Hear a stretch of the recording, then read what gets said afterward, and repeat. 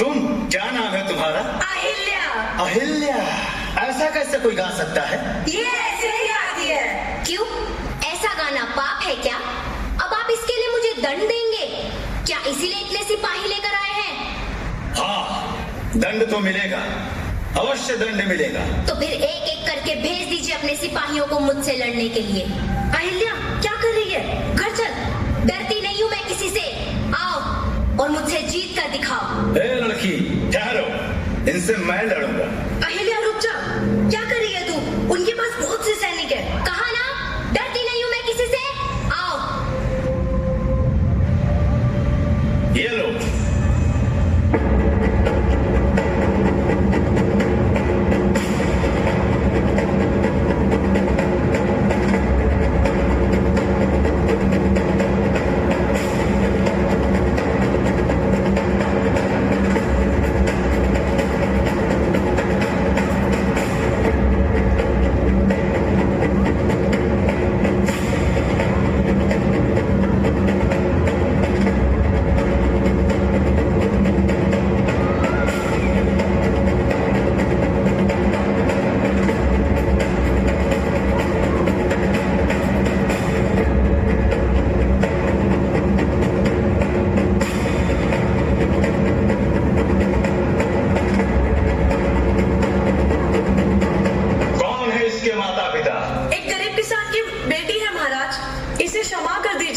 इसके माता पिता बड़े सज्जन हैं। हाँ, इसके दुर्व्यवहार की वजह से हम सब आपसे क्षमा मांगते हैं। इसे क्षमा कर दीजिए। मैं मालवा का सूबेदार मल्हार राव होलकर। निकट में ही मेरा पड़ाव है। अहिल्या के माता पिता को तुरंत सूचित किया जाए कि वो आके हमसे मिले। जी जी अति शीघ्र ही। जी। ये तो मालवा के सूबेदार हैं। चल चल काकी को बताते हैं। हाँ चल चल। काकी काकी काकी काकी देख अहिल्या क्या कर दिया। आपकी लड़की ने क्या कर दिया? क्या कर दिया यार? काकी काकी सुनो। अरे क्या हुआ? अरे इतना क्यों चीख रहे हो? मर नहीं गई हूँ मैं, मुझे सब सुनाई देता है। काकी काकी आपको पता है आज क्या किया अहिल्या ने? अब क्या किया अहिल्या ने? काकी उसने दुर्व्यवहार किया इतने बड़े सूबेदार जी के साथ। सूबेदार जी के साथ? हाँ सुनते हो? देखो तुम्हारी बेटी ने आज क्या किया, आके देखो। क्या हुआ? आप लोग चिल्ला क्यों रहे हैं? काका आपको पता है आज अहिल्या ने सूबेदार जी के साथ तलवारबाजी की। हाँ तलवारबाजी? पर क्यों? क्योंकि वो गाना गा रही थी। तलवार आई कहाँ से उसके पास? वो काकी हुआ यूं कि वो आगे बढ़ी और सिपाही से तलवार ली और फिर ऐसे ऐसे ऐसे फिर वो सूबेदार की तरफ बढ़ी और सूबेदार जी ने अपनी तलवार निकाली और फिर वो अहिल्या की तरफ बढ़े। हाँ और फिर अहिल्या ने लड़ाई शुरू कर दी। हाँ और फिर ऐसे ऐसे ऐसे और फिर सूबेदार जी को गुस्सा आया, उन्होंने एक बार से अहिल्या को नीचे गिरा दिया। हाँ और फिर अहिल्या ने तलवार पकड़ ली और तलवार को दूर फेंक दी और फिर वो वहां से भाग गई। हाँ ये ऐसे ही हुआ था। हे भगवान, अब क्या होगा? लेकिन वो भाग कर गई कहाँ? काकी वो यही आती होगी। तू चल, हमें पकड़ के मारेगी वो। अरे रुको, आज आने दो उसे घर। उसकी ये मजाल। काकी सूबेदार ने आप लोगों को दंडित करने के लिए बुलाया है। हाँ दंडित करने के लिए बुलाया है। दंडित करने के लिए बुलाया है? हे भगवान, अब क्या होगा? और पता नहीं अब वो आपको क्या दंड देंगे। मुझे तो लगता है वो अहिल्या को मृत्यु दंड ही देंगे। मृत्यु दंड? हाँ, सही कह रही है। मैं तो कहती हूँ गांव छोड़कर भाग जाते हैं बैलगाड़ी से। काकी वो आपको पकड़ लेंगे। हाँ बड़े क्रोधित थे। उन्होंने कहा कि अहिल्या के माता पिता को अति शीघ्र भेजा जाए। अरे देखो अहिल्या आ रही है। ये हमारी तरफ क्यों बढ़ रही है? अरे भाग, चल चल चल जल्दी भाग। भाग भाग भाग। ये लोग क्या कर रहे थे यहाँ पे? ऐसे जो मटक मटक कर चली आ रही हो, कहीं से कुछ पुरस्कार जीत कर आ रही हो, तुम्हारी तो आरती उतारनी चाहिए हमें। अरे क्या हो गया? अरे तूने सूबेदार का अपमान नहीं किया है, तूने अपनी माँ के संस्कारों का अपमान किया है। सूबेदार का अपमान? हाँ मैंने? नहीं, मैंने। महारानी ऐसे पूछ रही हैं जैसे उन्हें कुछ पता ही नहीं है। अरे मैं तो रोज की तरह मंदिर में गीत गाने गई थी। अब वहाँ सूबेदार आ गए। उन्होंने मुझसे कहा तुम्हें दंड मिलेगा। अब आप मुझे बताइए पिताजी, भगवान के लिए गीत गाना, उनकी भक्ति में लीन होना कहाँ का अपराध है? अब इसमें मैंने उनसे तलवारबाजी कर दी तो क्या अपराध कर दिया? नहीं, कोई अपराध नहीं किया। चुप करो, कोई अपराध नहीं किया। जब मैं कहती थी इसे रोटी बनाना सिखाओ, खेती बाड़ी का काम सिखाओ, तब तुम कहते थे नहीं, ये जो कुछ कर रही है सब सही कर रही है। चुप क्यों हो? हर समय तर्क वितर्क, यही आज हम पर भारी पड़ रहा है। अब भुगतो। रोटी बनाना मुझे आता है और घर के सारे काम आते हैं, परंतु आज अगर तलवारबाजी नहीं की होती तो आपकी बेटी जीवित नहीं होती पिताजी। हाँ बिल्कुल। चुप करो, जीवित नहीं होती। तुम दोनों को गांव वाले कुछ नहीं कहेंगे, सब मुझे ही कहेंगे कि सुशीला ने अपनी बेटी को अच्छे संस्कार नहीं दिए थे, जो उसने आज सूबेदार का अपमान किया है। तू भूल गई, तेरा बाप कहीं का धनी व्यक्ति नहीं है। अरे सूबेदार है तो क्या हुआ? फिर किसी निर्दोष को दंड देने का अधिकार तो उन्हें भी नहीं है और स्वाभिमान हमारा भी है। हाँ बिल्कुल। आपको इसी बात का डर है ना कि सूबेदार आपको दंड देंगे? हाँ, तो आप डरकर बैठे रहिए, मैं अकेली ही चली जाऊंगी उनके पास, देखती हूँ क्या दंड देते हैं। हाँ बेटी, चल देख लेंगे। तू अकेले नहीं जाएगी, हम भी चलेंगे तेरे साथ। बाप तो बाप, बेटी तो बाप रे बाप। बड़े है सूबेदार को देख लेंगे, कहीं सूबेदार ही नहीं इनको देख ले। चले। मिलना बहुत जरूरी है। ये कैसा शोर है? एक किसान परिवार है सूबेदार जी, आपसे मिलना चाहता है। उन्हें अंदर भेजा जाए। जी सूबेदार साहब, जाइए जाइए अंदर। सूबेदार जी की जय हो। सूबेदार जी की जय हो। कौन है आप लोग? मैं मानको जी रहा हूँ। मैं सुशीला। मानको जिराव, सुशीला जी, मैं समझा नहीं। हम अहिल्या के माता पिता हैं, जिसने आपके साथ मंदिर के बाहर दुर्व्यवहार किया था। हाँ, अहिल्या। उसने जिस तरह से तलवारबाजी की है मंदिर में मेरे साथ, उसके लिए उसे दंड तो दिया जाएगा। सूबेदार जी क्षमा, वो छोटी बच्ची है, उसे क्षमा कर दीजिए। सूबेदार जी, आपकी अनुमति हो तो क्या मैं 2 शब्द बोल सकती हूँ? वैसे मैं ज्यादा बोलती नहीं। बोलिए। सूबेदार जी, मैंने इन्हें कितनी बार समझाया कि किसान की बेटी को खेती बाड़ी का काम आना चाहिए, रोटी बनाने का काम आना चाहिए। यही उसे शास्त्र विद्या ये सब विद्या देते थे। इन्हें ही दंड दे दीजिए। तो सारी विद्याएं आपने सिखाई है उसे? हाँ। नहीं सूबेदार जी, वो अपने सखियों के साथ थोड़ा बहुत तलवारबाजी कर लेती है। मैं तो कहती हूँ आप बड़प्पन दिखा दीजिए। आपकी बेटी कर्णप्रिय और मधुर गाती है, लेकिन बस गा लेती। आपकी बेटी विचार विमर्श बहुत अच्छे से करती है। वही विचार विमर्श तो आज हमें भारी पड़ रहा है। आपकी बेटी बहुत सुंदर भी है। सुंदरता में वो मुझ पर गई है। हाँ, लेकिन उसके लिए उसे दंड तो दिया जाएगा। सूबेदार जी, कोई छोटा मोटा दंड दे दीजिए, छोटी बच्ची है अभी। क्या आप लोग ये नहीं जानना चाहेंगे कि उसे क्या दंड दिया जाएगा? आप सूबेदार हैं, जो उचित समझे। अब जो भी दंड मिलेगा वो भुगतना ही है तो भुगतेंगे। आपकी बेटी अहिल्या अत्यंत योग्य, बहादुर और सर्वगुण संपन्न है। वो किसी भी परिस्थिति का सामना बहुत ही समझदारी और सूझबूझ से करती है। मैं चाहता हूँ कि हमारे परिवारों के बीच संबंध स्थापित हो। मैं मल्हार राव होलकर अपने बेटे खंडे राव का विवाह आपकी बेटी अहिल्या से करना चाहता हूँ। क्या आप लोगों को ये प्रस्ताव स्वीकार है?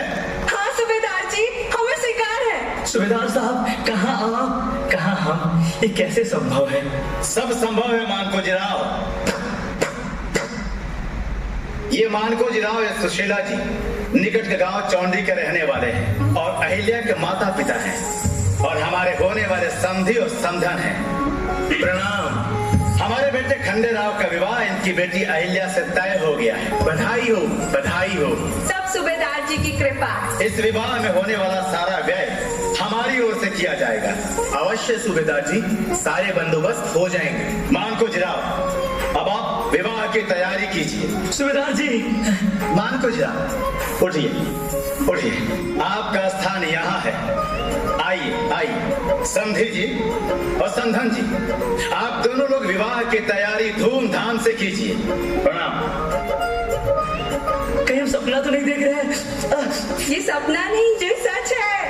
अरे नहीं, ये सपना नहीं है। मेरी बेटी इतने बड़े घर में राज करेगी, हमने कभी सोचा भी नहीं था। हाँ, अब हम सूबेदार जी के समधी और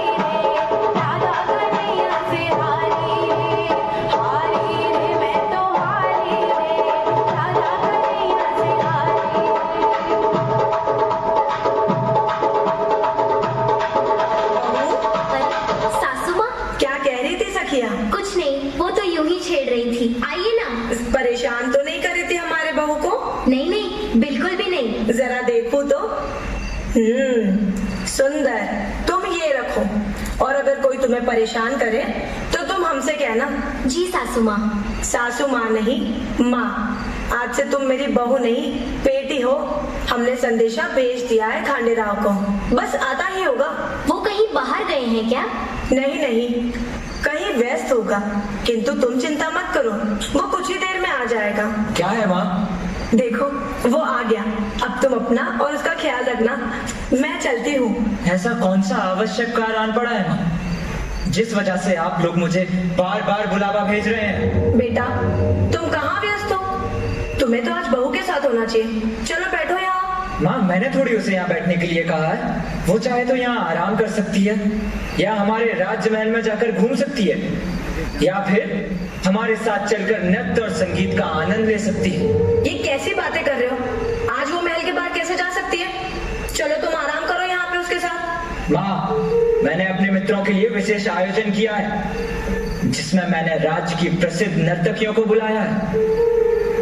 अगर ये चाहती है तो हमारे साथ चलकर आनंद ले सकती है, मगर अच्छा होगा कि अब इसके लिए मुझे दोबारा बुलावा ना भेजा जाए। खांडे राव, बेटा तुम परेशान मत हो, वो अपने मित्रों के साथ गया है, सवेरे तक आ जाएगा। माँ, आप मेरी चिंता मत कीजिए, आप बस अपना आशीर्वाद मुझ पर बनाए रखिए। रात्रि का तीसरा पहर होने को है, आप भी जाकर विश्राम करिए। ठीक है, मैं तुमसे सवेरे आकर मिलती हूँ, तब तक तुम अपना ध्यान रखना। ठीक है माँ। महाराज, देख रहे हैं आप, आपने तो कहा था कि विवाह के बाद सब कुछ सही हो जाएगा, किंतु अभी आके गया था खांडे राव, कह के गया है कि इन सब के लिए दोबारा मुझे संदेशा ना भेजा जाए। आपकी व्यथा समझता हूँ गौतमा बाई। खांडे राव अभी युवा है और उनमें अनुभव की कमी है। समय के साथ समझ जाएंगे कि अपने से बड़ों का सम्मान जीवन में कितना महत्वपूर्ण है। किंतु महारानी, अहिल्या को लेकर चिंतित न हो, वो गुणवान है, समझदार है। मुझे विश्वास है कि अपने संयम और सद्बुद्धि से खांडे राव को सही मार्ग पर ले आएंगे। किंतु महाराज, कम से कम आज के दिन तो उसे बहू के साथ होना चाहिए था। अब आपको ही कुछ विचार करना होगा। हाँ महारानी, मैंने मंत्री जी को आदेश दे दिया है कि खंडे राव के सारे अनावश्यक व्यय बंद कर दिए जाएं। महारानी, आप चिंतित ना हो, आपको चलकर विश्राम करना चाहिए। मंत्री जी, कैसे हैं आप? मैं कुशल से हूँ राजकुमार, आप कैसे हैं? हम भी कुशल से हैं। और हमारे राज्य कोष में किसी प्रकार की कोई कमी तो नहीं? अरे नहीं नहीं, महाराज की कृपा से सब कुछ पर्याप्त है। हमें पता ही था।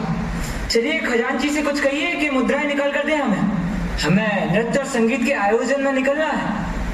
क्षमा करें राजकुमार, परंतु इस समय महाराज ने किसी भी तरीके के अनावश्यक कार्यों पर लगने वाली मुद्राओं पर रोक लगाई हुई है।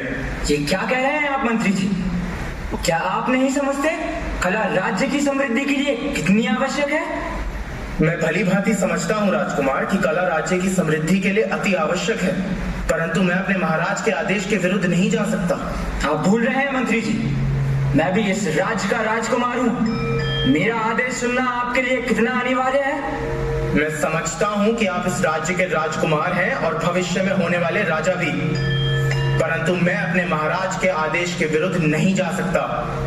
आप हमारा समय बर्बाद ना करें, हमें कुछ मुद्राएं निकलवा कर दें। अब हम आपसे दोबारा नहीं पूछेंगे। मुझे क्षमा करें राजकुमार, जैसा मैंने कहा, मैं आपके लिए चाह कर भी कुछ नहीं कर सकता। मैं अपने महाराज के आदेश के विरुद्ध नहीं जाऊंगा, लेकिन हाँ, आपको एक सलाह जरूर दे सकता हूँ। बोलो। छोटा मुंह बड़ी बात राजकुमार, लेकिन ये राज्य, ये परिवार, प्रजा सभी आपको लेकर चिंतित है। आप इस साम्राज्य के होने वाले राजा हैं, ऐसे में आपको अपनी जिम्मेदारियों का भान होना अति आवश्यक है। हम सभी आपसे प्रेम करते हैं और आपका आदर करते हैं, इसलिए हम आपसे उम्मीद भी रखते हैं। तो अब तुम मुझे बताओगे दो कौड़ी के मंत्री, जो हमारे राजमहल के टुकड़ों पे पल रहा है, तो अब तुम मुझे बताओगे कि एक राजकुमार का कर्तव्य क्या है? तुम मुझे बताओगे कि एक प्रजा की अपेक्षा क्या है एक राजकुमार से? तुम बहुत भाग्यशाली हो कि अभी भी मेरे सामने खड़े हो, लेकिन अब देखो तुम्हें मैं कैसे दंडित कराता हूं। मेरा ये आशय नहीं था राजकुमार, पर अगर आपको मेरी किसी बात का बुरा लगा हो तो मुझे क्षमा करें।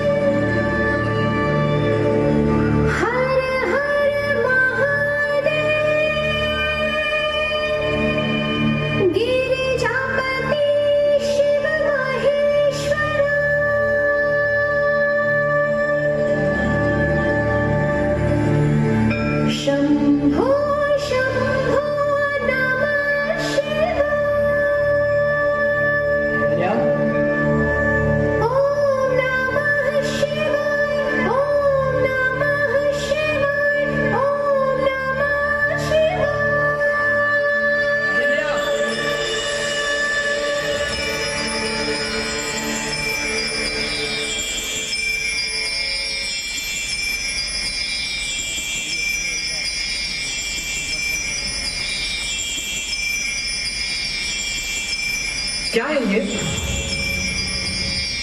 ऐसी भक्ति कि तुम्हें स्वयं के पति के आने का आभास ही ना हो। ये क्या कह रहे हैं आप? सही कह रहा हूँ। परंतु स्वामी, ये भक्ति तो मैं सिर्फ आपके लिए कर रही थी, इस राज की समृद्धि के लिए, और आपकी लंबी आयु की प्रार्थना कर रही थी शिव जी से। अच्छा, तो क्या मैं कल मरने वाला हूँ? मेरे कहने का ये तात्पर्य नहीं है स्वामी। क्या तात्पर्य है तुम्हारा? मैं आपका सम्मान करती हूँ और हमेशा करती रहूंगी। सम्मान? देखा अभी हमने कितना अच्छा सम्मान करते हैं आप हमारा। बहुत अच्छे से समझता हूँ तुम्हें अहिल्या। पिताजी ने तुम्हारे कहने पर मेरे सारे मनोरंजन के धन पर रोक लगा दी है। मेरी वजह से? हाँ, तुम्हारी वजह से। किंतु स्वामी, मुझे तो अभी ज्ञात हुआ कि पिताजी ने रोक लगा दी है। तो क्या कहना चाहती हो तुम? ये तुमने नहीं किया? नहीं। परंतु इसका कारण तुम ही हो अहिल्या, क्योंकि बचपन से आज तक ये किसी ने नहीं करवाया। तो अब कैसे और क्यों? मेरा विश्वास कीजिए स्वामी, और जब मुझे आपके मनोरंजन से कोई आपत्ति ही नहीं है तो मैं आपकी रुचि में बाधा क्यों डालूंगी? तो अहिल्या, तुम ही मुझे बताओ ना, मेरी मुद्राएं तो हर जगह से रोक दी गई हैं। अब मुझे मुद्राएं लाकर देगा कौन? क्या तुम लाकर दोगी मुझे मुद्राएं? बोलो, क्या तुम मुझे लाकर दोगी मुद्राएं? मुझे मुद्राएं लाकर दो अहिल्या। मुद्राएं तो नहीं है मेरे पास, किंतु एक पत्नी का कर्तव्य जानती हूँ मैं। यदि आपको ऐसा ही लगता है तो ठीक है। ये लीजिए। कंगन, गले का हार, ये सब एक सुहाग की निशानी होती है खंडेराव। ये तुम क्या कर रहे हो? क्या कर रहा हूँ मैं माँ? तुम ये भूल रहे हो कि तुम इस राज्य के होने वाले राजा हो। तुम्हें तो अपने कर्तव्य पता होना चाहिए। पता है मुझे माँ। तुम्हें पता है कि तुम अपनी ही पत्नी के आभूषण लेकर निकले हो? हाँ, लेकर जाऊंगा मैं माँ। खंडेराव, तुम ऐसा नहीं कर सकते। क्यों नहीं कर सकता? क्योंकि ये अहिल्या के आभूषण है। तो फिर मेरी मुद्राएं क्यों रोकी गई? क्योंकि तुम्हें जो मुद्राएं मिलती थी वो इस राज्य की कला और संस्कृति को आगे बढ़ाने के लिए थी, किंतु तुम। हाँ, वो धन मैंने कलाकारों के ऊपर ही व्यय किया है। और माँ, मेरे भी कुछ व्यक्तिगत व्यय हैं। व्यक्तिगत? हाँ, उन्हें मैं कहाँ से पूरा करूँ? और माँ, आप ही तो कहती है ना, मैं तो इस राज्य का होने वाला राजा हूँ। और है कौन? तुम्हारे लक्षणों से तो नहीं लगता कि कभी तुम इस राज्य के राजा भी बनोगे। माँ बस करिए आप पिताजी से कहिए कि मेरी मुद्राएं दोबारा शुरू करें, तो मैं ये आभूषण लेकर नहीं जाऊंगा। अभी आपकी आंखों के सामने ये आभूषण अहिल्या को दे देता हूँ कि ये लो। मुद्राओं के लिए तो तुम्हें स्वयं पिताजी से बात करनी होगी। मैं पिताजी से बात नहीं करूंगा माँ, और ये आभूषण भी वापस नहीं करूंगा। राज की सारी संपत्ति समाप्त कर दूंगा। मुझे कोई रोक सकता है तो मुझे रोक कर दिखाए। ये तुम्हें क्या हो गया है? और माँ, पिताजी से कह दीजिए मेरे प्रति अपना व्यवहार ठीक करें। खांडेराव, तुम्हें क्यों समझ में नहीं आ रहा है कि तुम ऐसा करके हमारे राज्य की मर्यादा को ठेस पहुंचा रहे हो? तुमको लेकर राज्य में क्या क्या बातें हो रही हैं? तुम्हें इस बात का थोड़ा भी आभास है? नहीं महाराज, ऐसा नहीं है। पिताजी, मुझे कोई अंतर नहीं पड़ता है लोग मेरे बारे में क्या सोचते हैं और क्या समझते हैं। खांडेराव, तुम ये कैसी बातें कर रहे हो? सही कहा तुमने। तुम मदिरापान से बाहर निकलोगे तब तुम्हें समझ में आएगा। हाँ। महाराज, आप चुप रहिए। जिस तरह से तुम धन का अपव्यय कर रहे हो, उससे तो हमारा राजकीय सांस्कृतिक कोष समाप्त हो जाएगा, राजस्व पर असर पड़ेगा। पिताजी, ये राज्य की सारी संपत्ति हमारी ही तो है ना? राज्य की सारी संपत्ति हमारी नहीं है खांडेराव, इस राज्य की जनता की है, जो कर के रूप में हमारे राजस्व में आता है, जिससे पूरा देश चलता है, व्यवस्थाएं चलती है, योजनाएं बनाई जाती हैं, जिसे तुम अपने निजी स्वार्थ के लिए ले जा रहे हो। महाराज, आपने भी तो इसके सारे खर्च पर रोक लगा दिए। कुछ मुद्राएं यदि आप इसके लिए निर्धारित कर दे तो ये ऐसा नहीं करेगा। गौतमा बाई, यह केवल आपका पुत्र खांडेराव नहीं है, अहिल्या का पति है, इस राज्य का राजकुमार है, इसकी कुछ मर्यादा है। क्या आपको नहीं पता कि सवेरे निकलता है और संध्या तक कहाँ रहता है? कहाँ रहता हूँ मैं पिताजी? खांडेराव, अपने आप से पूछो कि कहाँ रहते हो। महाराज, अगर आप ऐसी बातें करेंगे तो राज्य के लोग हमारे राजकुमार के बारे में क्या सोचेंगे? राजकुमार, राजकुमार, राजकुमार वाले गुण है इसके? राजकुमार का क्या कर्तव्य है, क्या दायित्व है, इसे पता है? क्या दायित्व है मेरा पिताजी?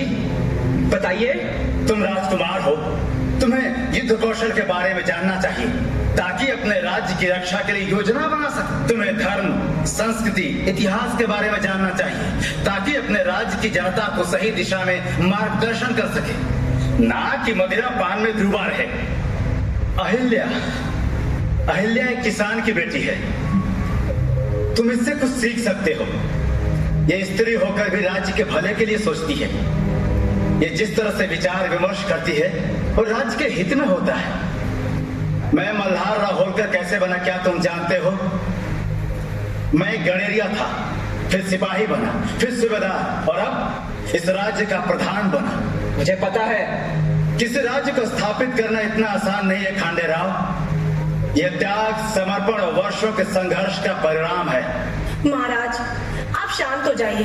और आप ही ने तो कहा था कि वो अभी युवा है, समय आने पर वो सब समझ जाएगा। आप उसे थोड़ा समय दीजिए, वो सब सीख लेगा। जानते हो, एक डाकू था, बहुत ही खुखार, डरावना। वो दिन रात लूटपाट किया करता था। उसके इस अपराध से उसे मृत्यु दंड दिया गया। मृत्यु दंड का समय नजदीक आया तो उससे पूछा गया कि तुम्हारी अंतिम इच्छा क्या है? उसने कहा कुछ नहीं। सिपाही ने फिर उससे पूछा कि क्या तुम अपनी माँ से भी मिलना नहीं चाहोगे? उसने कहा माँ से तो मैं बिल्कुल ही नहीं मिलना चाहूंगा। सिपाही हैरान रह गया कि कोई अंतिम समय में अपनी माँ से क्यों नहीं मिलना चाहेगा। उसने पूछा क्यों, तुम अपनी माँ से क्यों नहीं मिलना चाहोगे? डाकू ने कहा कि बचपन में पहली बार जब पड़ोस की मुर्गी उठाकर लाया, उसे छीला, काटा, प्यार से बनाया, माँ ने खाया, बहुत खुश हुई। काश कि उस दिन खुश होने के बजाय मुझे डांटा होता, 2 झप्पड़ मारा होता और ये कहा होता कि जहां से मुर्गी उठाकर लाए हो वही रख दो और उस परिवार से क्षमा मांग। और ये भी कहा होता कि आज के बाद अगर ऐसा कोई कार्य करोगे तो मैं तुम्हें दंड दूंगी। पर माँ ने ऐसा कुछ नहीं किया। अगर माँ उस समय मुझे सही राह दिखाई होती तो आज मैं डाकू नहीं बनता। कहते हैं कि हर बच्चे की पहली शिक्षिका उसकी माँ होती है। आप सही कह रहे हैं महाराज। अगर बचपन से इसे लाड़ प्यार के साथ साथ इसको इसके कर्तव्य का भान कराया होता तो आज ये ऐसा नहीं करता। ये सारी मेरी ही भूल है। क्या कह रही है माँ? मैं लज्जित हूँ कि मैं तुम्हारी माँ हूँ खांडे राव। ये सारा निर्णय तुम्हारे विवेक पर छोड़ता हूँ खांडे राव। महाराज। माँ,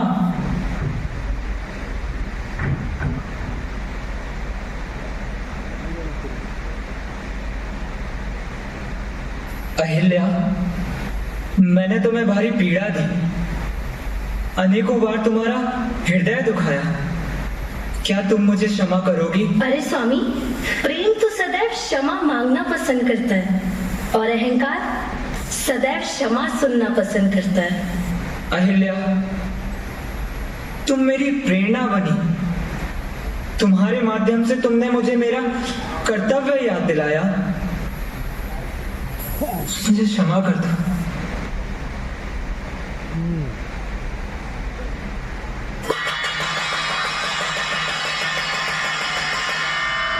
बधाई हो बधाई। खांडे राव और अहिल्या का लल्ला हुआ है, लल्ला। बधाई हो बधाई।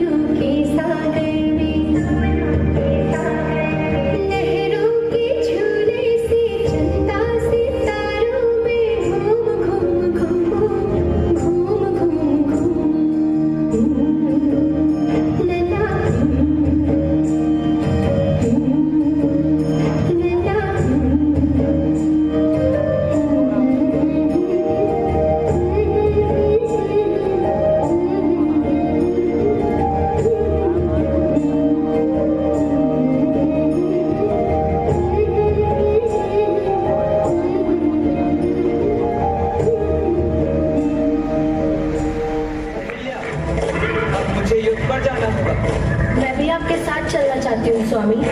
आप हमारी अनुपस्थिति में राज्य का कार्यभार संभालें। हम आपकी और इस राज्य की सुरक्षा के लिए लड़ेंगे और विजयी होकर लौटेंगे। मैं आपके हर कार्य में आपका साथ दूंगी। हर हर महादेव, हर हर महादेव।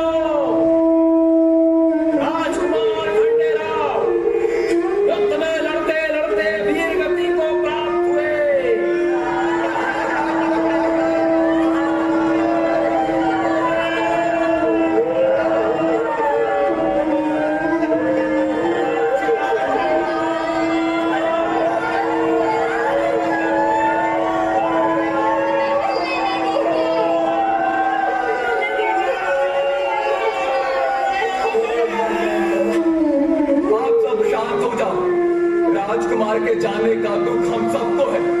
आप सब शांत हो जाओ। आप गंगा जल लेके आओ। आप यहाँ पे कलश रख दीजिए। वहाँ राजकुमार की चिता जल रही है और कुछ ही देर में अहिल्याबाई आएगी सती होने के लिए। ये कैसा दुख छा गया है राजमहल। वो देखो अहिल्याबाई चली आ रही है।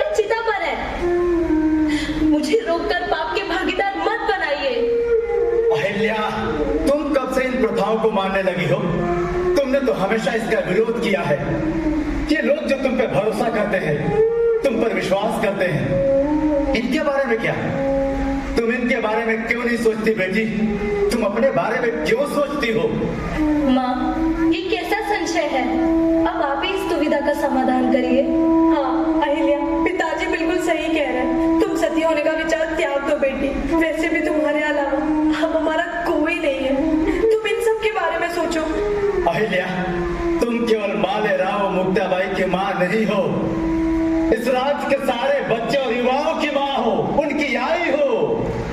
अहिल्या, मैंने तुम्हें कभी भी अपने बेटी की तरह नहीं माना है, अपने बेटे की तरह माना है। बेटा, अगर आज मेरी बात मान लेती हो तो मैं समझूंगा कि मेरा बेटा जीवित है और मेरे पास है।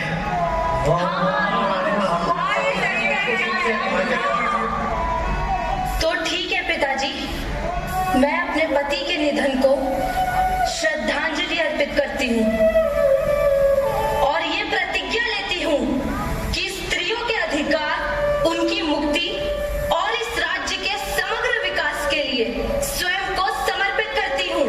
अरे रुको, ऐसे कैसे रोक सकते हो? सती माता का श्राप लगेगा, श्राप। जय सती मैया, सती मैया सबको सद्बुद्धि दे। तुम लोग का ना दिमाग खराब हो गया, पूरे राज्य में महामारी फैल जाएगी, घर में खाने के लिए अन्न नहीं रहेगा। राजा को पहले क्यों नहीं याद आई? पहले भी तो इनके घर में रानियां सती हुई थी, आज ही क्यों अहिल्या के वक्त नहीं याद आ रही है? परंपरा है, माननी तो पड़ेगी। अरे चुप करो, कौन सी परंपरा है? कहाँ लिखा हुआ है कि पति के निधन के बाद पत्नी को जीवित जलाया जाए? ये परंपरा है। अगर ये परंपरा है तो एक परंपरा ये भी होनी चाहिए कि पत्नी के निधन के बाद पति को भी जीवित जलाया जाए। और तुम सब ऐसे ही खड़े होकर भीड़ में तमाशा देखना। अरे लज्जा आनी चाहिए तुम सभी को। ये वही कन्या है जिसका हम सब पूजन करते हैं, जिसे कन्या पूजा कहा जाता है। उसी कन्या के विवाह के बाद यदि किसी कारण उसका पति का निधन हो जाए तो तुम सब उसे दोषी की नजरों से देखते हो, समाज से बाहर निकाल देते हो, बाहर किसी एक कुटिया में जीवन व्यतीत करती है बिना रंग रूप का। यह है तुम्हारा परंपरा। अरे आना जाना तो सब उनके हाथ में। तुम सब भगवान क्यों बन रहे हो? चुप कर करो, तब से सुनी जा रही हो आना जाना। 1 महीना पहले इसकी पत्नी का स्वर्गवास हो गया था, बेचारी के अच्छे कर्म थे, यही पापी था नरक की कहीं का। जब देखो तब ये भाषण देने शुरू हो जाता है। मुझे ही देख लो, कितनी सौभाग्यशाली स्त्री हूँ मैं। मेरा पति 75 का हो गया और मैं 70 की हूँ। 55 साल पहले ये मंगलसूत्र पहनी थी, अभी भी ठीक वैसे ही है। अभी भी मालूम है कि कब मरूंगी, 20 साल और जीऊंगी मैं, और चिता पर भी सुहागन ही मरूंगी। 4-4 दिन का निर्जला उपवास किया है मैंने, धर्म किया है, अच्छे अच्छे कर्म किए हैं मैंने। हाँ तो ये उपवास सिर्फ स्त्रियां ही क्यों रखती है? एक पति अपने पत्नी के लिए उपवास क्यों नहीं रखता? एक बेटा अपने माँ के लिए उपवास क्यों नहीं रखता? परंपरा परंपरा। अरे लज्जा आनी चाहिए तुम सभी को। उसी कन्या का तुम सब पूजा करते हो, बाद में उसको ही जीवित जलाकर उसका प्रतिमा बनाकर माता का दर्जा देते हो। यह है तुम्हारी परंपरा। और तुम्हारा जिस दिन निधन होगा ना, उसके कुछ माह बाद ही तुम्हारा पति स्वतंत्र होगा दूसरा विवाह करने के लिए। उसे इस समाज में रहने का पूरा अधिकार है। लेकिन एक स्त्री, उसका तो अपना कोई अस्तित्व नहीं है। अरे सबसे बड़े अपराधी तो तुम सब हो। तुम सब हो सबसे बड़े अपराधी कि एक स्त्री को प्रेरित करते हो जीवित आग में जलने के लिए। परंपरा का ढोंग रचा रखा है। तुम ये परंपरा उठाओ और निकलो यहाँ से। बुढ़ो, देख लेना तू नर्क में जाएगा पापी। देख लेना तुम लोग जो इतना समर्थन दे रहे हो ना इसको, तुम्हारे घरों में शोक सभा में जाएगा ये नर्क इकाई का नाश पीटा। देख लेना तू, तेरे घर से महामारी फैलेगी, तेरे ही घर में लूला लंगड़े अंधे बच्चे पैदा होंगे। नाश पीटा इकाई का है। सही कह रही हैं अम्मा, श्राप लगेगा सबको। बड़े आए, प्रथा रोकेंगे। इस घटना ने मुझे निर्णय लेने पर विवश कर दिया है। हमारे राज्य की किसी भी विधवा महिला को ये सती प्रथा मानने की आवश्यकता नहीं है। ये सती प्रथा एक कुरीति है, हमारे राज्य की प्रगति में डालने वाली रुकावट है। मैं मल्हार राव होलकर यह निर्णय लेता हूँ कि हमारे राज्य की सभी विधवा महिलाओं को हमारे राज्य की ओर से विशेष सुविधाएं प्रदान किए जाएं, ताकि बचे हुए जीवन को वो सुचारू रूप से जी सके। महाराज की, महाराज की। राजकुमार खांडेराव नहीं रहे और कुछ माह पहले महाराज मल्हार राव का भी स्वर्गवास हो गया। इसीलिए हम सब ने इस राज्य की राजगद्दी आपको सौंपी है। लेकिन आप चिंता न करें, राजमाता राज्य के सभी पुरुष और युवा सेना आपके साथ है और आपके सहयोग में हमेशा खड़े रहेंगे। हाँ, ये बिल्कुल सही कह रही हैं। बिल्कुल, ये एकदम ठीक कहते हैं राजमाता। आपने जो स्त्री सेना की कल्पना की है वो इस पूरे विश्व में सबसे महत्वपूर्ण और शक्तिशाली होगी। शत्रु हमारी स्त्री सेना से भयभीत होंगे और आपके नेतृत्व का गुणगान होगा राजमाता। आप निश्चिंत रहिए, हम सब सदैव आपके साथ हैं। जी राजमाता। हाँ, ये बिल्कुल सही कह रही हैं। बिल्कुल, ये जो धर्म स्थलों पर धन व्यय करने की योजना बनाई है वो वास्तव में सराहनीय है। पूरे राज्य में इसकी गूंज है। रानी अहिल्याबाई की जय हो। जय हो। हाँ राजमाता, आपके मार्गदर्शन और नेतृत्व के कारण ही आज आसपास के राज्य हमारे साथ व्यापार कर रहे हैं, युवा आत्मनिर्भर बन रहे हैं और हमारा हाथ बटा रहे हैं। आपके विकास कार्यों से जनता का जीवन सरल और उन्नत हो रहा है। आपका हर कार्य प्रशंसनीय है राजमाता। हाँ राजमाता। व्यवधान के लिए क्षमा चाहता हूँ राजमाता। क्या हुआ? बाहर लोगों में बहुत रोष है। किस बात का रोष? किसी भी गाय के बछड़े को अपने रथ से कुचलकर मार डाला है राजमाता। गाय के बछड़े को? परंतु किसने? क्या आप उसका नाम जानते हैं? वो राजमहल का ही व्यक्ति है राजमाता। राजमहल का? ये कौन हो सकता है? चाहे वो राजमहल का ही क्यों ना हो, दंड अवश्य मिलेगा। ये तो दंडनीय अपराध है। हाँ राजमाता, ऐसे व्यक्ति को तो मृत्यु दंड देना ही उचित है। राजमाता वो बोलिए, कौन है वो? वो हमारे मालेराव हैं। मालेराव? राजमाता, वो ऐसा नहीं करेंगे। राजमाता, मालेराव ऐसा नहीं कर सकते। हो सकता है उनसे कोई भूल हुई हो सकता है उन्होंने ये अनजाने में किया हो। ठीक है, आप मेरी बहू मैनाबाई को यहाँ बुलवाइए। जी राजमाता। राजमाता, वो आपका पुत्र है और अपने पुत्र को मृत्यु दंड देना ये उचित नहीं है राजमाता। हाँ राजमाता, आप एक बार फिर से इस पर पुनः विचार करिए। इतिहास क्या कहेगा? राजमाता, ऐसा मत कीजिए। हाँ राजमाता, हाँ, आपका जो भी निर्णय होगा हम सब अपने समर्थन करें राजमाता। एक बार पुनः विचार कीजिए। नहीं, न्याय तो अवश्य होगा। एक अपराधी को उसके अपराध के लिए दंड अवश्य मिलेगा, फिर चाहे वो हमारा खुद का पुत्र हो या फिर राज्य का कोई भी व्यक्ति, दंड अवश्य मिलेगा। प्रणाम राजमाता, आपने मुझे बुलाया? हाँ बहू, तुमसे एक मंत्रणा करनी थी। जी, आदेश कीजिए। अगर एक माँ के सामने उसकी पुत्र की हत्या कर दी जाए तो उस अपराधी को उसके अपराध के लिए क्या दंड मिलना चाहिए बहू? उस अपराधी को अवश्य कठोर दंड मिलना चाहिए, परंतु उस परिस्थिति को देखा जाए कि वो हत्या जानबूझ के की गई है या अनजाने में हुई है। अगर ये अपराध जानबूझकर किया गया है तो फिर अवश्य ही उसे कठोर दंड देना चाहिए। अगर वो कोई जीव या गाय का बछड़ा हो तो? गाय का बछड़ा? गाय तो हमारी माँ समान होती है, हम उसकी पूजा करते हैं। और उसका बछड़ा, वो तो कितना अबोध होता है, कितना भोला होता है। उसकी कोई निर्मम हत्या कैसे कर सकता है, वो भी उसकी माँ के सामने? माँ तो माँ होती है, फिर भी चाहे वो इंसान की हो या जानवर की, पर दर्द तो होता ही है ना उसे भी। जिस भी व्यक्ति ने ऐसा किया है उससे अवश्य कठोर दंड मिलना चाहिए राजमाता। ठीक है बहू, तुम जा सकती हो, मैं बाद में तुमसे मिलती हूँ। प्रणाम राजमाता। हे शिव शंकर।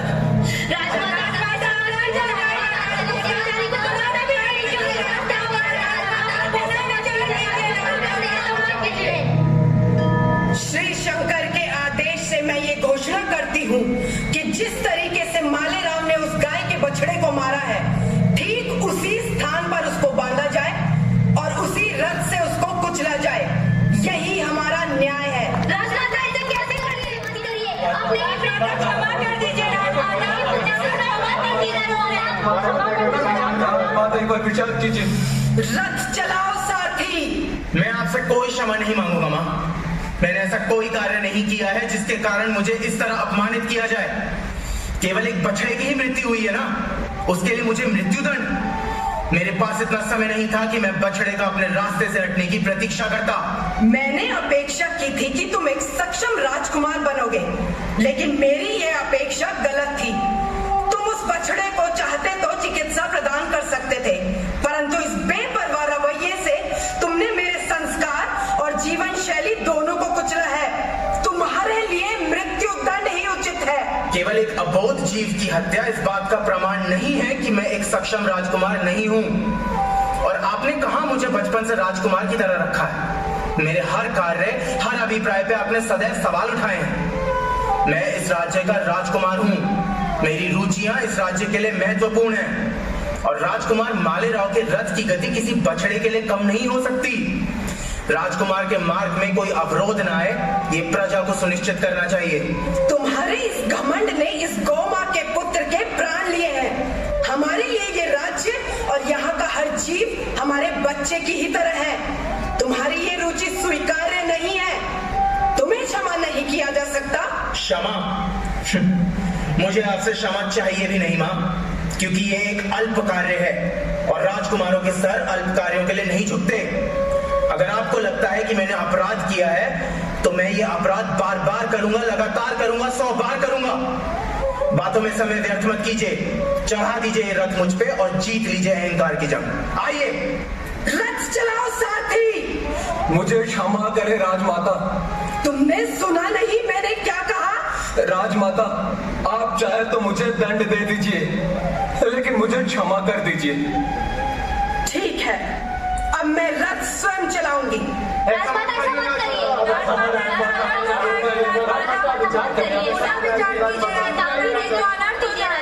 आपके पुत्र हैं। रुक जाइए राजमाता, रुक जाइए।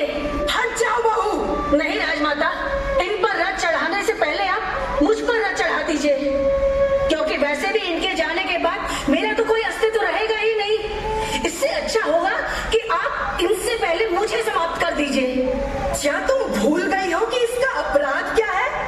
नहीं राजमाता, मैं मानती हूँ कि इन्होंने बहुत बड़ा अपराध किया है और मैंने ही आपको कठोर दंड का सुझाव भी दिया था और मैं उस सुझाव पर अटल खड़ी हूँ। परंतु आप ही सोचिए ना कि मृत्यु दंड कहाँ तक उचित है, क्योंकि आप ये रथ तो इन पर चढ़ा देंगी। अब कुछ ही क्षण में इनकी जीवन लीला भी समाप्त हो जाएगी और ये कहीं दूसरी जगह जन्म ले लेंगे। परंतु आप ही विचार कीजिए ना, क्या इन्हें इनके अपराध का स्मरण होगा? ये तो अपने अपराध से मुक्त हो जाएंगे और इनके अपराध का कर मुझे, मेरे बच्चों को और आने वाली पीढ़ी को सदियों तक भोगना होगा। आप ही कहती हैं ना कि हत्या करना एक पाप है, तो आप भी तो पाप ही करने जा रही हैं ना राजमाता। क्या आशय है तुम्हारा इस बात से? मेरा आशय केवल इतना है राजमाता कि हर अपराध का दंड मृत्यु दंड नहीं हो सकता। और आप तो महादेव की भक्त हैं। अगर महादेव इस संसार में हर अपराधी को मृत्यु दंड देंगे तो संसार तो समाप्त हो जाएगा ना राजमाता। हाँ राजमाता। विचार कीजिए, पुनः विचार कीजिए। तो किस समाधान का आग्रह कर रही हो तुम? इन्हें दंड मिलना चाहिए, इन्हें अवश्य दंड मिलना चाहिए, परंतु दंड ऐसा हो जिससे ये जीवन भर पश्चाताप के अग्नि में जलते रहें और इससे पूरी प्रजा को भी नई सीख मिले। तुम्हारे इस तर्क ने आज मुझे मृत्यु दंड पर विचार करने के लिए एक नई प्रेरणा दी है। मैं तुम्हारी इस बात से सहमति रखती हूँ बहू। श्री शंकर के आदेश से मैं ये घोषणा करती हूँ कि मालेराव को मृत्यु दंड नहीं दिया जाएगा, परंतु मालेराव को पूरे गौवंशज के लिए गौशालाओं का निर्माण करना होगा और ये सुनिश्चित करना होगा कि पशुओं के पालन पोषण में कोई कमी नहीं आनी चाहिए। और अगर ये इस कार्य में असफल होते हैं तो ये दंडनीय अपराध माना जाएगा। और इसी के साथ श्री शंकर के आदेश से मैं ये भी घोषणा करती हूँ कि आज से इस प्रदेश में मृत्यु दंड अमान्य होगा। सत्य है राजमाता, आप न्याय की देवी हैं। मैं ये वचन लेती हूँ कि आज से मैं अपने स्वामी के पश्चाताप में सदैव उनकी सहायता करूंगी और ये निश्चित करूंगी कि इनके अपराध का दंड मैं और मेरे स्वामी आजीवन भोगें। राजमाता की जय हो, राजमाता की जय हो, अहिल्या देवी की जय हो, अहिल्या देवी की जय हो। जी, गंगाधर से पता चला है कि मालवा के महारानी अहिल्याबाई होलकर इस समय अकेले हैं और अवसाद में है। क्या कहते हैं आप? इसमें कहना क्या है, ये तो बहुत ही अच्छा अवसर है हमारे राज्य के विस्तार के लिए। और मैंने तो ये भी सुना है कई मंदिरों का निर्माण किया जा रहा है और मैंने ये भी सुना है कई टूटे हुए मंदिरों का जीर्णोद्धार भी किया जा रहा है और भी कई बड़े कार्य किए जा रहे हैं। हाँ, और मैंने ये भी सुना है कि सबसे ज्यादा व्यापार वहीं से किया जा रहा है। इससे पता चलता है कि सबसे ज्यादा धन संपदा वहीं पर है। क्या विचार करते हैं आप? इसमें विचार कुछ नहीं करना है मंत्री जी। हाँ, मालवा साम्राज्य की महारानी अहिल्याबाई होलकर इस समय अवसाद में है। और सबसे बड़ी बात, इस समय उनके राज्य में कोई पुरुष सेनापति नहीं है। मंत्री जी, हाँ, सेना तैयार कीजिए। कल प्रातःकाल सूर्य की पहली किरण के साथ हम आक्रमण करेंगे।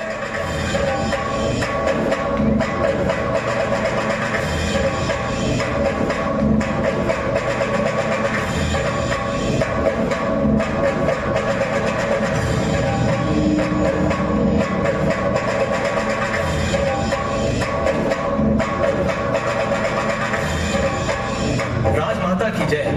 राजमाता, रघुनाथ राव हमारे महल पर आक्रमण करने आ रहे हैं और हमारे महल के एकदम निकट आ गए। क्या हमारी स्त्री सेना युद्ध के लिए तैयार है? तैयार है। हर हर महादेव! हर हर महादेव! राघवान, रुको! तुम युद्ध के लिए ललकार तो रहे हो, परंतु उससे पहले एक बात समझ लो। मैं और मेरी स्त्री सेना युद्ध क्षेत्र में अपने रक्त की अंतिम बूंद तक लड़ेंगे। अगर तुम हमसे जीत गए तो इतिहास यही कहेगा कि एक अबला स्त्री को हराकर उसका राज्य हड़प लिया। किंतु अगर तुम हार गए तो मैं ये तुम्हारी कल्पना पे छोड़ती हूँ कि इतिहास तुम्हें कैसे याद रखेगा। हम युद्ध के लिए तैयार हैं। हर हर महादेव! हर हर महादेव! अरे रघुनाथ राव, अगर हम उनसे जीत गए तो समाज हम पर हंसेगा और कहेगा कि तुम एक अबला नारी से जीत के आए हो। और अगर हम हार गए तो कहीं हम मुंह दिखाने लायक नहीं रहेंगे। और हाँ, किसी अबला स्त्री पर आक्रमण करने का जो कलंक लगेगा वो जीवन भर मिट नहीं पाएगा। कलंक? हाँ, हर हर महादेव! ठहरो! मालवा साम्राज्य की महारानी, मैं रघुनाथ राव पेशवा अपने सैनिक के साथ आपके राज्य में आपसे युद्ध करने नहीं आया हूं। आपके बेटे के निधन पर हम शोक संवेदना व्यक्त करने आए हैं। भविष्य में किसी भी प्रकार की आवश्यकता हो तो हम हमेशा आपके साथ खड़े रहेंगे। आप शोक संवेदना व्यक्त करने आए, इसके लिए बहुत बहुत आभार। राजमाता अहिल्याबाई की जय हो। लोकमाता अहिल्याबाई होलकर की जय हो। राजमाता अहिल्याबाई होलकर की जय हो। राजमाता की जय। शिव जी मंदिर बचपन से थी नाम अहिल्याबाई। जन जन के ऐसे काम किए वो पुण्य श्लोक कहलाई। मंदिर मंदिर वो भूमि और उनका जीर्णोद्धार किया। नदी किनारे घाट बनाए, भक्तों को आधार दिया। देश धर्म की रक्षा में जीवन सारा लगा दिया। राजनीति से आगे बढ़कर लोक नीति अपनाई। नाम अहिल्याबाई, पुण्य श्लोक कहलाई। नाम अहिल्याबाई, पुण्य श्लोक कहलाई। नाम अहिल्याबाई, पुण्य श्लोक कहलाई।